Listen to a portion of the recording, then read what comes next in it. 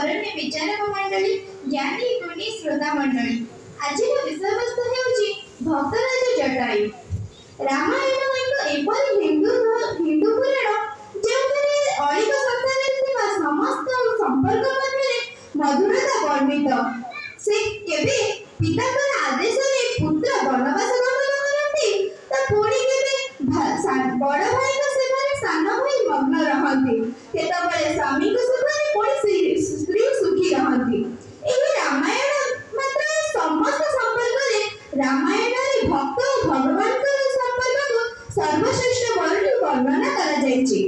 ସେହି ଭକ୍ତମାନଙ୍କ ମଧ୍ୟରୁ ଏପରି ଅନେକ ଭକ୍ତ ଅଛନ୍ତି ଯିଏକି ରାମାୟଣରେ ଏକ ବିଶିଷ୍ଟ ଅଙ୍ଗ ପାଲଟିଛନ୍ତି। ସେହି ଭକ୍ତମାନଙ୍କ ମଧ୍ୟରୁ ଜଣେ ଏପରି ମଧ୍ୟ ଚରିତ୍ର ରହୁଛନ୍ତି ଯାହାଙ୍କର ବର୍ଣ୍ଣନାରେ କେବେ ସାନ ଭାଇର ଜୀବନ ରକ୍ଷା ପାଇଁ ବଡ଼ ଭାଇ ନିଜ ପ୍ରାଣର ବଳି ଦେଇଛି, ତ ପୁଣି କେବେ ସେ ଭକ୍ତ ଭଗବାନଙ୍କର ରକ୍ଷା ପାଇଁ ନିଜର ପ୍ରାଣ ବଳି ଦେଇଛି। ସେହି ଚରିତ୍ର ହେଉଛି ଭକ୍ତରାଜ ଜଟାୟୁ। ସେ ଅଶ୍ୱିନୀଙ୍କର ପୁତ୍ର।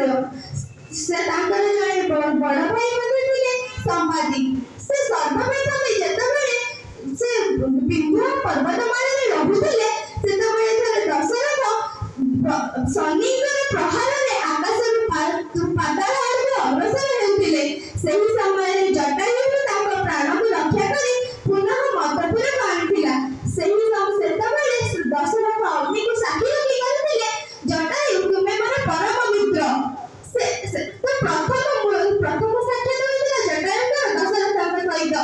ତାପରେ ଯେତେବେଳେ ପିତାଙ୍କର ଆଦେଶକୁ ଅବମାନନା ନ କରି ରାମ 14 ବର୍ଷ ବନବାସରେ ପତ୍ନୀ ସୀତାଙ୍କୁ ନେଇ ଆସିଥିଲେ, ସେହି ସମୟରେ ରାମ ଏବଂ ଲକ୍ଷ୍ମଣଙ୍କୁ ଜଟାୟୁ ପିତୃ ସ୍ନେହ ଦେଇଥିଲେ। ଏବଂ ଯେତେବେଳେ ଦଶାନନ ରାବଣ ସୀତାଙ୍କୁ ଅପହରଣ କରି ଚାଲି ଯାଉଥିଲା ପୁଷ୍ପକ ବିମାନରେ, ସେ ସମୟରେ ଯେତେବେଳେ ଏହି କଥା ରାମ ଲକ୍ଷ୍ମଣଙ୍କ କାନରେ ପଡ଼ିନଥିଲା ଏବଂ ସମଗ୍ର ଦେବଦଳନରେ କେହି ବି ଏହାର ପ୍ରତିରୋଧ କରିନଥିଲେ,